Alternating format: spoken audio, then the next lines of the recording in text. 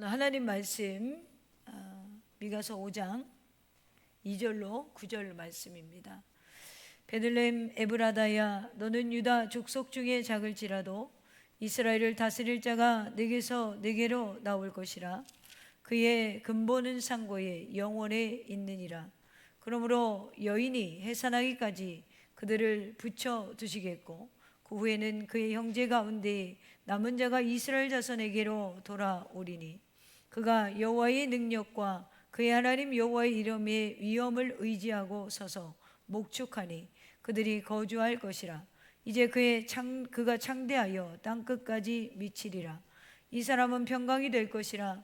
아수르 사람이 우리 땅에 들어와서 우리 궁들을 밟을 때에는 우리가 7 목자와 8 군왕을 일으켜 그를 치리니, 그들이 칼로 아수르 땅을 황폐하게 하니 니므롯 땅 어기를 황폐하게 하리라. 아수르 사람이 우리 땅에 들어와서 우리 지경을 밟을 때에는 그가 우리를 그에게서 건져내리라. 야곱의 남은 자는 많은 백성 가운데 있으니 그들은 여호와께로부터 내리는 이슬 같고 풀이에 내리는 단비 같아서 사람을 기다리지 아니하며 인생을 기다리지 아니할 것이며, 야곱의 남은 자는 여러 나라 가운데와 많은 백성 가운데 있으리니 그들은 수풀의 짐승들 중에 사자 같고 양떼 중에 젊은 사자 같아서 만일 그가 지나간즉 밟고 찢으리니 능히 구원할 자가 없을 것이라. 내 손이 내 대적들 위에 들려서 내 모든 원수를 진멸하기를 바라노라. 아멘. 오늘 하나님 말씀의 제목은 그분은 오셨고 다시 오실 것입니다. 아멘입니까? 우리 옆 사람을 좀 축복해 줄까요? 당신은 주님이 사랑하는 사람입니다. 네, 감사합니다. 여러분은 주님이 사랑하는 사람인 줄로 믿습니다. 네, 예수 그리스도가 이 땅에 오신 이유는 우리를 사랑하시기 때문이죠. 이제 성탄이 바로 코앞에 왔습니다. 달력을 보니까 대림절 마지막 주일이에요. 이번 성탄 감사 예배는 온 세대 연합 예배로 25일 11시에 드리도록 하겠습니다. 성탄절을 기쁜 마음으로 감사 예배로 드릴 수 있는 정말 준비된 자들이 되기를 간절히 소망합니다. 우리가 성탄을 바라보면서 어떤 생각을 하십니까? 저는 이미 하신 일을 붙드는 날이라고 생각합니다.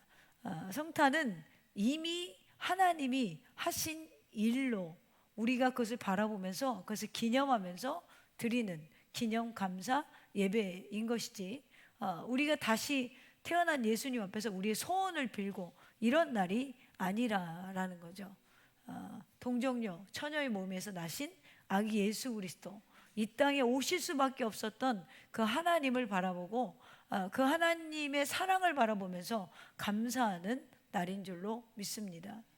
그래서 어렸을 때 우리 그런 거 많이 했잖아요. 미신처럼 촛불 켜고 뭐 소원 빌라 그러고. 자, 이런 성탄절의 고백이 아니라 하나님이 반드시 약속을 지키셨다, 그것을 우리가 믿음으로 선언하는 날이 되기를 간절히 소망합니다. 성경은 무슨 책이라고 했습니까? 구약은 오실 예수님의 약속이 기록되어져 있고, 신약은 오신 예수님의 약속의 이루심을 기록한 것이 신약이라고 했습니다. 그래서 예수님의 탄생에 대한 예언이 구약의 흐름 전체에 나타나 있는데, 창세기 3장 15절부터 시작해서 여자의 후손으로 태어날 것, 아브라함의 자손으로 태어날 것, 유다 지파를 통해서 날 것, 다윗의 가문에서 태어날 것, 헤롯이 유아를 학살할 것, 애굽으로 피난할 것, 이 모든 것들이 예언되어져 있습니다. 그래서 이사야 7장 14절에 동정녀 탄생이 예언되어 있죠. 보라, 처녀가 잉태하여 아들을 낳을 것이요 그 이름을 임마누엘이라 하리라. 그리고 오늘 미가서의 본문에는 예수님이 베들레헴에서 태어날 것이 예언되어져 있습니다. 예수님의 탄생이 이렇게 구약 성경 여러 군데에 정확히 예언되어졌다라는 것은 예수님이 메시아이시며 성경이 하나님의 말씀이라는 증거 가운데 하나인 줄로 믿습니다. 그래서 오늘 본문을 조금 더 이해하려면 미가가 어떤 시대에 이 말씀을 했는지 아는 것이 중요한데요. 미가 선지자는 유다의 요담, 아하스, 히스기야 시대에 활동했던 선지자입니다. 자, 이 시기는 겉으로 보면은 나라가 굉장히 유지되는 것처럼 보였지만 속으로는 이미 심각하게 병이 들 대로 들은 상태에 있었어요.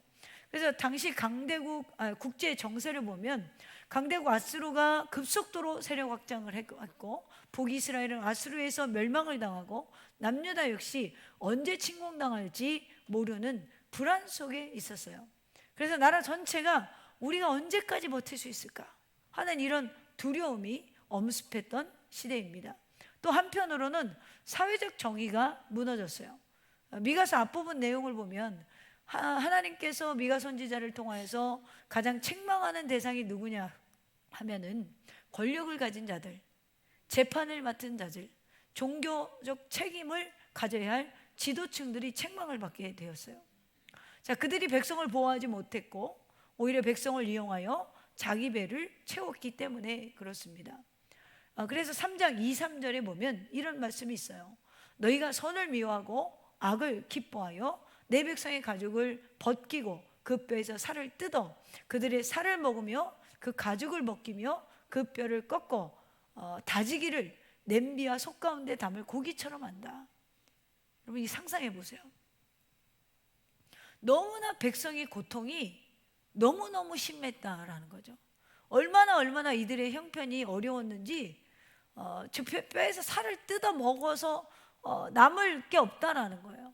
그 정도로 백성들의 삶이 고통이 심각했다라는 거죠. 이런 사회적 분위기에 종교도 당연히 영향을 받았겠죠. 제사는 여전히 드리지만, 절기도 지키지만 삶이 변하지 않는 예배를 성공적이지 못했어요. 하나님이 기뻐하지 않았어요. 그래서 이들이 예배는 계속 드렸는데, 그래서 유명한 말씀이 미가서에 있죠. 6장 6절부터 보면 내가 무엇을 가지고 여호와 앞에 나가며 높으신 하나님께 경배할까? 내가 번제물로 1년 된 송아지를 가지고 그 앞에 나갈까? 여호와께서 천천의 순양이나 만만의 강물 같은 기름을 기뻐하실까? 내 허물을 위하여 내 마다들을 내 영혼의 죄로 말미암아 내 몸의 열매를 드릴까? 그러면서 뭐라고 그래요? 8절에 사람아, 주께 선한 것이 무엇임을 내게 보이셨나니 여호와께서 내게 구하시는 것은 오직 정의를 행하며 인자를 사랑하며 겸손하게 내 하나님과 함께 행하는 것이 아니냐. 자, 정의를 행하고 인자를 사랑하고 겸손하게 내 하나님과 함께 행하는 건 뭐예요? 동행하는 거. 근데 이 미가 시대에 종교 행위만 나왔지 하나님과 동행하는 삶이 없었다라는 거죠. 하나님이 동행하는 이런 사회적 종교적 분위기에서 백성들은 더 두렵고 어쩌면 하나님과의 어떤 끊어진 것 같은 단절된 느낌이 컸다라는 거예요. 사람들 마음속에 하나님이 정말 아직도 우리를 기억할까? 하나님 우리를 아직도 보호하고 계실까? 하나님 우리를 어떻게 지키는 거 계시는 건 맞는가? 이 아수르란 나라는 위에서 내려오거든요. 근데 북이스라엘이 망했잖아요. 남유다 얼마나 떨리겠어요.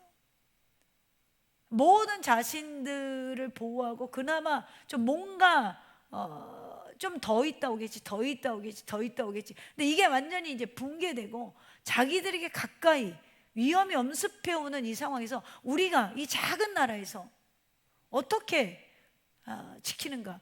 하나님 봐도 하나님은 침묵하시는 것 같고 우리를 책망만 하시는 것 같고 정말 아직도 우리를 사랑하고 계시는가? 이런 고민 가운데 있었다라는 거죠. 이런 고민과 의문은 여러분 오늘을 살아가는 우리 그리스도인들도 마찬가지예요.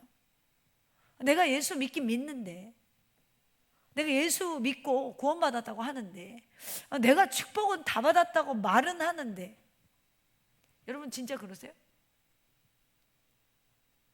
우리 그렇잖아요. 아유, 구원이 축복이지 다른 게 뭐가 필요해서. 근데 마음 한켠은 뭔가 이제 나이는 또 한 살 먹어가고 올해 연말에 이거 일이 다 해결돼야 되는데 일이 더 터지고. 그렇죠, 할렐루야 권사님. 야, 하나님 도대체 더 좀 껴서 기도 더 열심히 하고 더 열심히 예배 나오는 이거 뭐야? 우리 이렇게 자기 자신을 안 보고 이렇게 생각을 한다니까. 뭐지? 이런 시대에 우리가 이걸 한번 생각해 보자요. 지난 한 해 동안 주님과 동행하셨습니까? 동행하셨냐는 거예요. 동행에 하나님이 원하는 정의를 구하는 삶의 행위가 우리의 삶에 있었냐는 거죠. 우리는 이미 구원받았다 했는데 아직도 우리의 삶은 아직도 어렵고 아프고 하나님 나라가 시작되었다고 하는데도 세상은 아직도 고통 중에 있는 것을 보게 됩니다. 마치 우리의 구원이 하나님이 정말 살아계신가?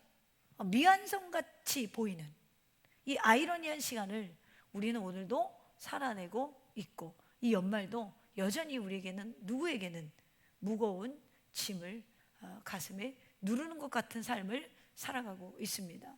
이런 불완전한 신앙인들에게 오늘 주님이 뭐라고 하냐면, 너희의 슬픔과 고통과 아픔을 다 씻길, 회복할 영원한 왕이 반드시 나타날 거야, 그러시는 거예요. 할렐루야.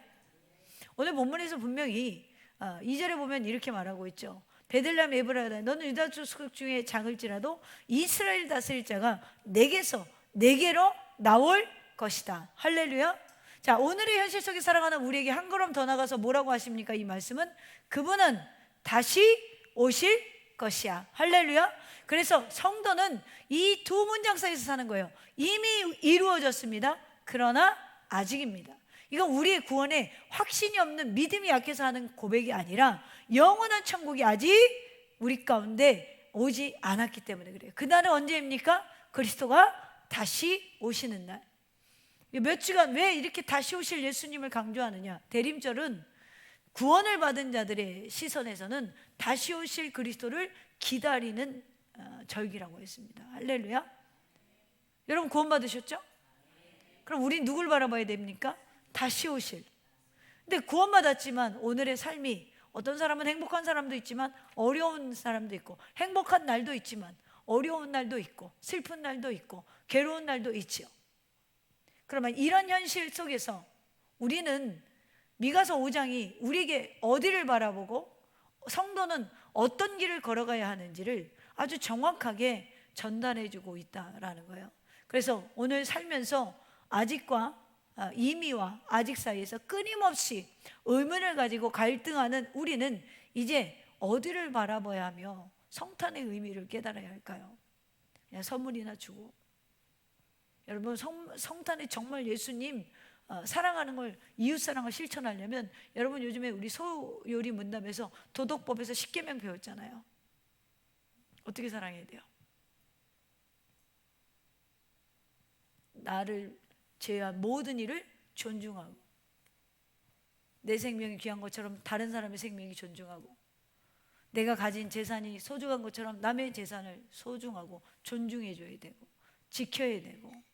자, 우리가 이렇게 내가 정말 가진 것이 소중한 만큼 다른 사람을 존중하고 지켜주고 그들의 생명과 순결을 어떻게 해라? 존중하고 지켜줄 수 있는 삶. 이것이 바로 우리가 그리스도인들이 성탄절에 이웃을 사랑하는 방법이에요. 그러니까 이웃사랑 쉬운 거예요, 안 쉬운 거예요? 이주사님 쉬우세요? 할렐루야. 쉬우시죠? 할렐루야. 네. 마스크 쓰고 있어서 쉽다고 치고. 자, 이제 우리는 하나님이 그러면 어떤 방식으로 약속을 이루시는지 우리가 본문을 통해서 우리가 좀 성탄의 의미를 깊이 깨달았으면 좋겠습니다. 첫째로 이미 오신 왕을 선포하고 있습니다. 자금 속에서 시작된 구원의 성탄을 볼 수가 있습니다. 성탄은 뭐예요? 성자 예수 그리스도가 이 세상에 탄생한 날을 우리가 기념하는 거잖아요. 2절에 보니까 베들레헴 에브라다야, 너는 유다 족속 중에 작을지라도 이스라엘을 다스릴 자가 내게로 나올 것이다. 그의 근본은 상고의 영원에 있느니라. 여기 보면 작을지라도, 자금 속에서 뭐가 나온대요? 다스릴 자가 나온대요. 자, 왜 하나님께서 자금을 선택하실까요? 너는 유다 족속 중에 작을지라도, 이 작을지라도, 이 말이 히브리어로 차이르인데, 이 말은 단순히 규모가 작다라는 뜻이 아니라 하찮게 여기지는, 기대되지 않는, 사람들의 선택 목록에 없는 상태, 보이지 않는 거예요. 메인이 있으니까 주변에 있는 것들이 보이지 않죠. 자, 그래서 사람들의 선택 목록에 없는 거예요. 자, 베들레헴은 여러분 예루살렘에서 남서쪽으로 약 8km 정도 떨어진 작은 마을입니다. 자, 이 예언은 예수 그리스도의 탄생으로 이곳에서 예수 그리스도가 탄생된다고 이야기하고 있잖아요. 자, 한번 생각해 보세요. 8km 떨어진 예루살렘은 어떤 도시죠? 수도잖아, 수도. 자, 정치, 군사, 종교 모든 것이 발전한 도시란 말이에요. 그런데 거기서 8km밖에 안 떨어졌는데 이 베들레헴은 너무나 미약한 도시인 거예요. 너무나 연약한 도시인 거예요. 베들레헴 사는 사람들은 기분 나쁠지 모르겠지만 예루살렘 사람들이 봤을 때는 베들레헴이 아무것도 아닌 거예요. 여러분, 영종 사는 사람들은 기분 나쁘겠지만 서울 사는 사람들은 여기가 뭐라고 그래요? 아직도 섬이에요. 기분 나쁘시겠지만 그 사람들이 봤을 때는 투자 가치가 없는 곳이에요. 여러분, 투자하는데 지금 투자자들이 어디로 모시는지 아세요? 저 바다 건너 송도로 몰려요. 그 다리 하나 차이로 집값이 2배, 3배 차이 나잖아요. 자, 이건 편집할 때 빼줘야 돼요. 영정도로 이사 안 올 수도 있으니까. 다른 사람들이 봤을 때는 우리가 사는 도시가 별 볼 일 없단 말이에요. 여기서 사는 사람들은 기분이 나쁘시겠지만 근데 베들레헴도 마찬가지란 말이에요. 그 수도 주변에 있었지만 아무도 선택하지 않는 너무나 작고 미약한 곳이었다라는 거죠. 예루살렘에는 성전도 있었고 왕궁도 있었고 사람들의 시선이 몰려 있고, 하지만 베들레헴은 다윗의 고향이라는 과거의 이야기만 남은 이미 빛바랜 마을이었다라는 거죠. 사람들의 눈에는 이제는 끝난 동네, 더 이상 기대할 것이 없는 동네였다라는 거예요. 그런데 하나님이 그것을 콕 집어서 지금 말씀하시는 거예요. 베들레헴에서 이스라엘을 다스릴 자가 나올 것이다. 그렇습니다. 하나님은 사람들이 이미 작다고 판단한 자리에서 일을 시작하는 분이시라는 것이죠. 예수님 탄생에도 여전히 작았던 베들레헴이었어요. 신약시대에도 약 700년 후에, 미가 시대와 예수님 탄생이 약 700년 정도 시간이 있거든요. 약 700년 이른 후에 예수님이 실제로 태어날 당시에도 베들레헴의 현실은 여전히 작았습니다. 여관에는 방이 없었고 아기는 구유에 누워야 했고 환영하는 사람도 많지 않았고 환경은 좋지 않았습니다. 그러나 하나님의 약속은 베들레헴 작은 곳에, 이 작은 곳에서 시작되었다라는 거예요.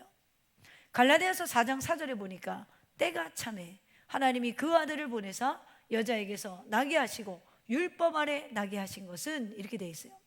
이 말씀을 보면 하나님의 때가 있다라는 거예요. 때가 참에 미가 선지자가 지금 예언했지만 700년 이후에 베들레헴 저 변두리에서 구속이 시작되고 구속이 완성되었죠. 할렐루야. 근데 뭐가 이루어지니까? 때가 차니까. 근데 이 때가 갈라디아 4장 4절에 보면 환경이 준비되어서가 아니에요. 우리는 자꾸 환경을 준비했을 때 우리의 때가 이루어진다고 생각하잖아요. 내가 뭘 좀 하면, 내가 뭘 좀 드리면, 내가 뭘 좀 잘하면, 내가 기도 안 해서 기도 잘하면, 이게 아니에요. 분명히 말하고 있어요. 때가 참에 하나님이 그 아들을 보내서 여자에게 나게 하시고 율법 아래 나게 하신 것은, 율법 뭐예요? 말씀이잖아요. 환경이 준비되어서 때가 아니라 말씀이 준비되었을 때, 미가의 시대 종교 행위가 없는 것이 아니라 그들이 말씀을 지키는 행위와 동행이 있을 때 하나님은 그들의 예배를 기뻐하셨겠죠. 가장 중요한 포인트예요. 여러분, 자금 속에 숨겨진 하나님의 위로를 바라보며 우리가 성탄을 바라보는 것도 좋지만, 마치 때가 참에 성탄하신 것을 반드시 이루시는 하나님, 그 약속을 바라보면서 우리의 삶에 그럼 무엇을 준비해야 돼요? 말씀으로 일어서셔야 돼요. 다른 것 보지 말고 말씀으로 일어서셔야 된다라는 거예요. 할렐루야. 그리고 나서 미가가 뭐라 그럽니까? 끝에 2절 끝에 보니까 그의 근본은 상고에 영원에 있느니라. 여기 영원은 태초를 말하는 거예요. 이 케템이라는 단어는 영원을 말해요. 태초. 자, 하나님의 영원한 계획을 의미합니다. 이 말씀은 메시아의 기원이 미래의 어느 날 시작된 게 아니라 창세전부터 영원까지 계시는 하나님이 이 땅에 오시는 거예요. 할렐루야. 사람의 눈에는 작아 보여도 하나님의 눈에는 이미 계획되었다라는 거예요. 그래서 신적 기원과 권능을 가진 분이 우리의 역사 속으로 오신 날이 바로 성탄절이에요. 할렐루야. 창세로부터, 창세 이전부터 지금 이 이후에 세상 끝날까지 우리가 알 수 없는 그 영원한 시간을 창조하신 그분이, 영원 자체이신 분이 시간 속에 오신 날이라는 거예요. 무엇 때문에? 쉽게 말하면 역사를 계획하시는 분이 역사 속으로 나타나셨어요. 여러분, 이거 말이 돼요? 이렇게 하나님을 한 번도 이해해 본 적이 없어요? 자, 역사를 하나님이 지금도 써가시잖아요. 대한민국 2025년의 역사를 누가 써가셨어요? 하나님이 써가셨죠. 2026년의 역사를 누가 써가세요? 하나님이 쓰시죠. 그러면 나라가 세워지고 나라가 패망하고 또 나라가 세워지고 나라가 패망하고, 이걸 누가 쓰셨어요? 하나님이 쓰셨죠. 우리 이걸 믿잖아요. 제가 이상한 소리 하는 거예요? 제가 하나님 섭리 얘기하고 있잖아요. 자, 그러면 그 시간을, 역사를, 시간을 다른 말로 하면 역사잖아요. 예? 시간을, 그 역사를 창조하신 분이잖아요. 그게 누구예요? 하나님이시잖아요. 성자? 하나님이시잖아요. 할렐루야. 그 하나님이 시간 가운데로 오셨다는 거예요. 그래서 우리가 그리스도가 2000여 년 전에 오신 걸 믿어야 하나요? 믿어요. 이게 실제가 되었다는 거죠. 그래서 우리는 이것을 기념하면서 성탄 감사 예배를 드린다라는 거예요. 그냥 마냥 기쁜 게 아니라 시간을 창조하신 이가 시간 속에 성육신 하셔서 오셨다라는 거죠. 할렐루야. 참 하나님이시고 참 신으로 이 땅에 오셨다라는 거예요. 근데 어디서부터 이것을 하셨다고요? 가장 작은 동네에서 하셨다. 사람들이 배제하고 사람들이 생각하지 않고 하찮게 여긴 그 자리에, 이 땅에 사실로 시간의 역사의 주인공으로 이 땅에 오셨다라는 거예요. 여러분, 우리가 인생을 살다 보면 이런 순간이 있어요. 이 나이 뭐가 되겠어? 우리 집안에 큰일 하는 사람이 나오긴 하겠어? 아이고, 이 참 서울 사람들이 봤을 때는 저 아직도 섬에서 저 작은 도샘교에서 뭘 할 수 있겠어? 사람들이 배제하고 생각지 않고 선택하지 않은 것. 근데 하나님은 이 자리에서 일을 시작하신다는 거죠. 때가 참해. 근데 그때는 언제? 말씀과 우리의 실제, 말씀이 우리의 삶의 실제가 되어지는. 여러분, 구원은요, 하나님의 능력이 사람의 조건이 아니에요. 하나님의 일하심은 우리의 준비와 조건이 아니라 하나님의 능력으로 하시는 거예요. 할렐루야. 예수님은 갑자기 등장한 분이 아니라 베들레헴에서 태어나셨지만 그분의 뿌리는 영원에 있다라는 거예요. 미가가 이걸 봤다라는 거죠. 그래서 그는 근본은 상고에 영원에 있느니라, 이렇게 말씀하는 거예요. 그래서 성탄은 아기가 태어난 날이 아니라 영원히 역사 속으로 들어온 사건을 감사하는 날이에요. 그래서 성탄은 감동으로 끝나는 것이 아니라 신앙인들은 경배를 해야 된다라는 거죠. 여기에 그런데 반전이 있습니다. 3절이 참 중요한데요. 3절 보겠습니다. 그러므로 여인이 해산하기까지 그들을 붙여 두시겠고, 그 후에는 그의 형제들 가운데 남은 자가 이스라엘 자손에게로 돌아오리니. 자, 이 말씀은 우리가 신앙생활하면서 이해할 수 없는 부분이 뭐냐면, 하나님이 우리를 그냥 가만히 둘 때가 있다라는 거예요. 무슨 얘기예요? 여러분이 열심히 기도하는데 하나님이 아무것도 안 보여주는 것 같은 때가 있다라는 거예요. 할렐루야. 심심한 위로를 드립시다. 우리 옆 사람을 좀 바라보세요. 심심한 위로를 드립니다.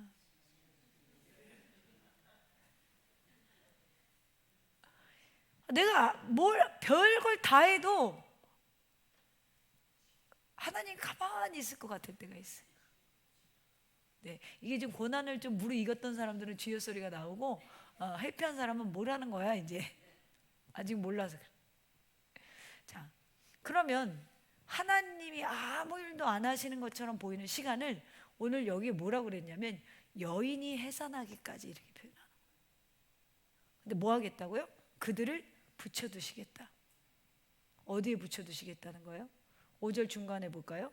아수르 사람이 우리 땅에 들어와서 우리 궁들을 밟을 때에, 이거 뭐죠? 환난을 당한다는 거예요. 근데 해산하기까지 여기에 뭐 하시겠다? 붙여두시겠다는 거예요.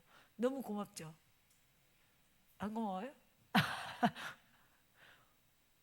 주님이 세상에서 우리가 환난을 당한다라고 이미 예고하셨잖아요. 기억하시죠? 여러분, 자, 미가가 활동하던 시대는 BC 8세기입니다. 그러니까 아수르에 의해서 북이스라엘이 멸망했던 거예요. 그리고 이어서 BC 586년경에 예루살렘이 바벨론에 의해서 남유다가 멸망할 것입니다. 그러니까 그리스도가 오시기까지 미가와 그리스도가 사이의 갭이 뭐예요? 700년이라고 그랬잖아요. 이 700년 동안 하나님이 이스라엘 백성을 지켜보시겠다는 거예요. 그리고 나서 메시아를 이 땅에 보내시겠다라는 거예요. 그러니까 오늘 본문은 뭘 이야기할까요? 우리가 지금 겪는 시련과 아픔과 고통도 분명한 사실은 정하신 때가 있다라는 거예요. 근데 그 때는 뭐냐? 해산하기까지.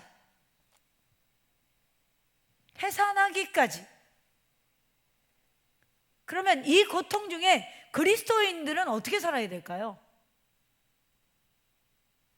막 압수르가 우리를 침공하고 바벨론이 우리를 막 멸망시키고, 그러면 그럴 때 우리 어떻게 살아야 돼요? 도망쳐! 그러고 도망가요?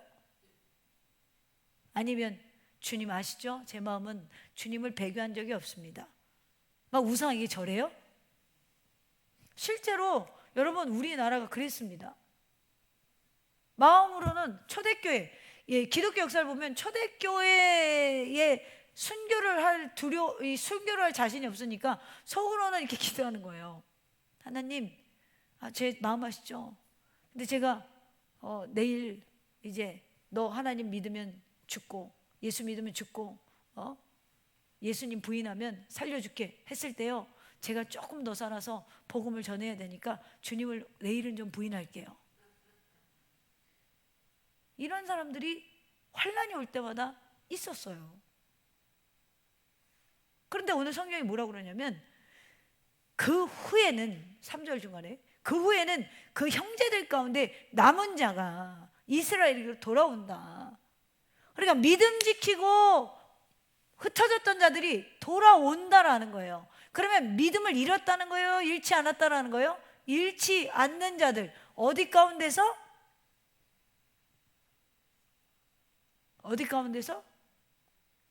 환난 가운데서. 저 지금 되게 어려운 말 하고 있어요? 저 영어예요?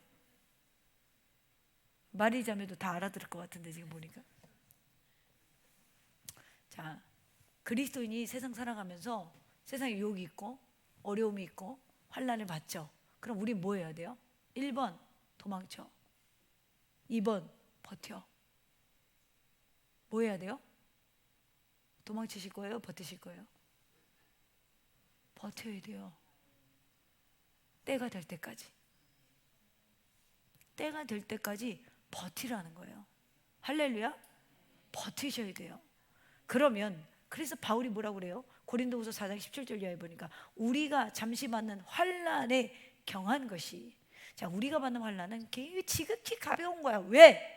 크고 영원한 영광에 중한 것을 우리에게 이루게 함이니. 할렐루야. 우리가 살아가면서 받는 환난이나 어려움은 오히려 크고 영원한 영광에 중한 것을 우리에게 이루게 하시려는 시간이라는 거예요. 그것을 오늘 미가서에서 뭐라고 표현하는 거예요? 여인이 해산하기까지. 할렐루야. 여인이 해산하기까지. 때가 되면 4절 보겠습니다. 오늘 본문에 그가 여호와의 능력과 그의 하나님 여호와의 이름을 위엄을 의지하고 서서 목축하니 그들이 거주할 것이라. 이제 그가 창대하여 땅끝까지 미치리라.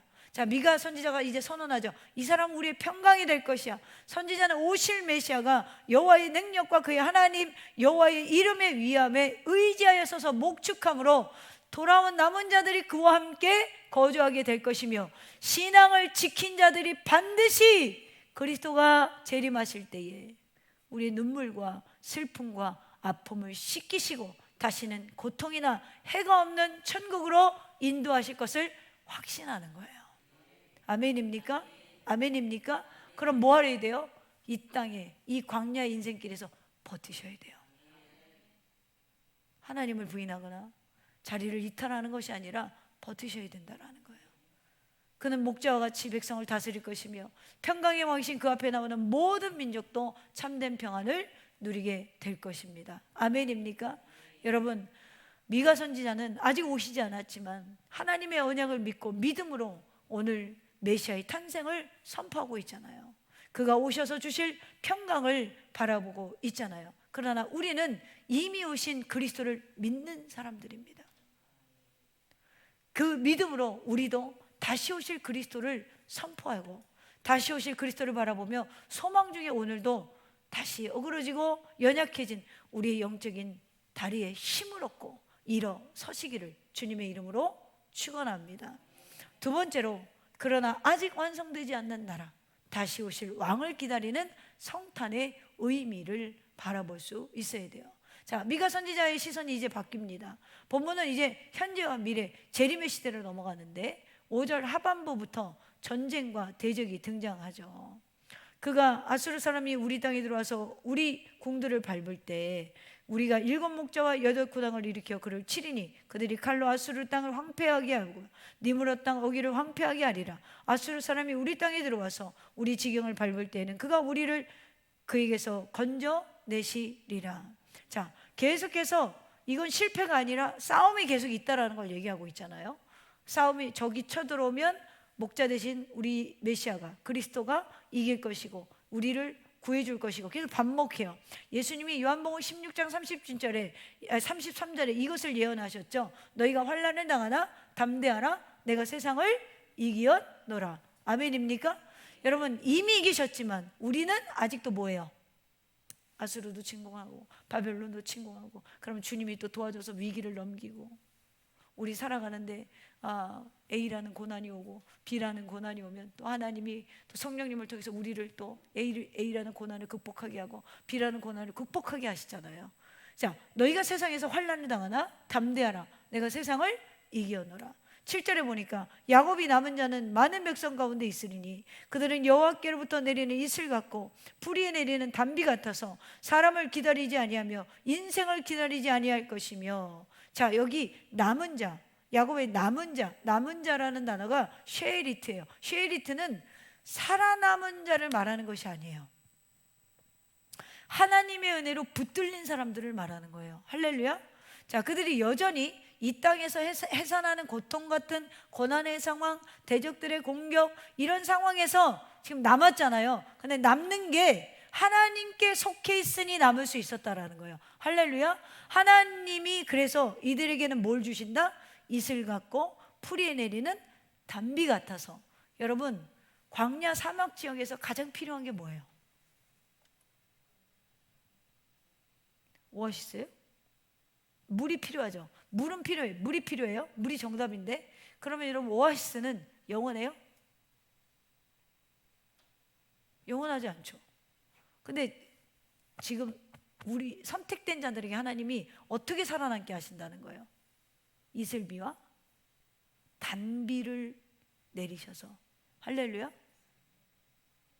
그들은 여호와께로부터 내리는 이슬 같고 풀이 내리는 단비 같아서. 사막 지형에서 매일 우리에게 이게 공급된다면 살아요, 죽어요? 살아요. 여러분은 올해도 하나님이 이슬 같고 풀이 내리는 단비 같이 날마다 공급하신 거예요. 왜 슬퍼하느냐, 왜 걱정하느냐, 무얼 두려워하느냐, 아무 염려 말아라. 할렐루야. 큰 어려움에도 큰 낙심이 있어도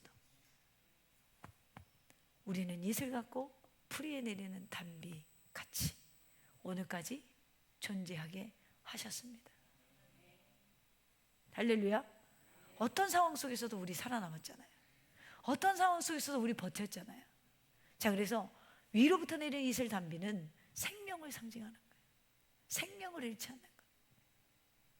여러분, 남은 자의 능력은 어떠한 세상의 환난과 풍파가 일어나도 그 속에서 이슬처럼 단비처럼 조용히 그러나 생명을 가지고 버틴 사람들. 그런데 이 사람들이 다시 오실 그리스도를 어떻게 준비할까요? 인생, 사람을 기다리지 아니하며 인생을 기다리지 아니하며 세상에 기대지 않고 세상을 바라보지 않고 세상에 속하지 않고. 가끔 이런 분들이 있어요. 목회자들 이제 연말이라 모임이 많은데, 아, 요즘 교회 어때? 우리 교회요? 아, 뭐 이래요, 뭐 이래요, 이렇게 얘기할 거 아니에요. 이제 오랜만에들 봤으니까. 그럼 가끔 이런 말이 있어요. 내년에는 교회가 좀 돼야 되는데. 그래요. 아, 우리 교회 이번에 좋은 성도가 왔어. 어떤 성도요? 아, 그 사람이 좀 힘을 쓰면 우리 교회는 될 수 있는데. 자, 이런 생각을 하는 사람들이 있어요. 목회자인데도 사람을 보는 거죠. 근데 참 감사하게도 저는 한 번도 그런 생각을 해본 적이 없어요. 이건 좀 잘못된 생각일지는 모르겠는데 해봐야 뭘 하겠어, 이런 생각은 좀 해요. 네? 누구를 바라보고 한다라는 그거 기대한다는 자체가 여러분 너무 뜬구름 같지 않아요? 뜬구름 같잖아요. 여러분, 우리가 하나님한테 할 수 있는 게 얼마나 됩니까? 제가 인생을 이제 절반 정도 살았다면 살았는데 제가 하면 얼마나 하나님의 일을 하겠어요? 할 수 있는 게 제 한계가 얼마나 있겠어요? 너무나 미약하죠. 근데 그 미약함에서 작은 곳에서 하나님은 구원을 이루셨잖아요. 우리도 마찬가지라는 거죠. 이 작은, 내가 정말 남은 거 이거밖에 없는데 이 작은 것 가지고 하나님은 하나님의 일을 해나가시잖아요. 할렐루야? 할렐루야입니까? 그래서 2026년은 우리에게 무거움이 아니라 또 살아가야 되는 영적인 전쟁이 아니라 우리는 뭐예요? 긍정이라는 거예요. 소망이라는 거예요. 왜요? 주님은 이슬같이 단비같이 2026년도 우리를 채우시고 더하시고 보호하시고 공급하시고 위로하실 거예요. 그래서 우리는 오늘도 행복한 거예요. 아멘입니까? 이 행복의 열차에 동참하게 된 걸 주님의 이름으로 축복합니다. 우리 김성도님 할렐루야. 그래서 어떤 모습으로 우리가 살아야 되냐? 가정에서, 교회에서, 세상 한복판에서 묵묵히 하나님의 이슬과 단비를 맞으며 자리를 지키셔야 돼요. 8, 9절에 보겠습니다. 야곱의 남은 자는 여러 나라 가운데야 많은 백성 가운데 있으리니 그들은 수풀의 짐승들 중에 사자 같고 양떼 중에 젊은 사자 같아서 만일 그가 지나간즉 밟고 찢으리니 능히 구원할 자가 없을 것이라. 내 손이 내 대적들 위에 들려서 내 모든 원수를 진멸하기를 바라노라. 자, 여기에 지금 계속해서 남은 자, 버틴 자의 특징이 뭐예요? 하나님의 통치, 하나님의 자녀된 자들의 특징이 뭐죠? 여기 젊은 사자 같은 단어가 나와요. 젊은 사자는 뭐죠? 여러분, 힘이 세잖아요. 물러나지 않잖아요. 사자가 도망가면 사자예요? 정체성을 잃은 거야.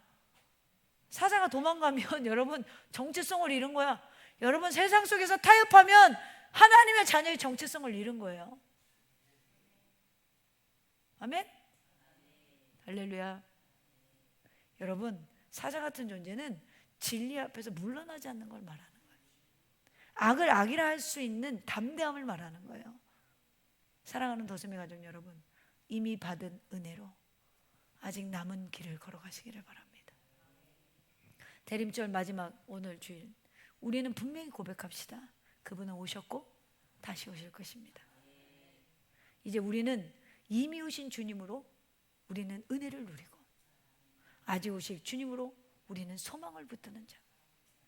현실이 흔들려도 중심은 흔들리지 않는 믿음, 결과가 보이지 않아도 방향을 잃지 않는 믿음, 조용히 이슬처럼 담대히 하나님의 공급을 맛보며 이 세상에서 사자처럼 뚝심 있게 살아가는 믿음. 올해 성탄을 바라보며 그 믿음을 완성하기 위해 이 땅에 오신 예수 그리스도께 감사와 경배를 드릴 수 있기를 소망합니다. 그러므로 이제 오신 왕을 우리의 주인으로 모시고 다시 오실 왕을 내일의 소망으로 바라보는 복된 대림절 4주차가 되기를 주님의 이름으로 축원합니다.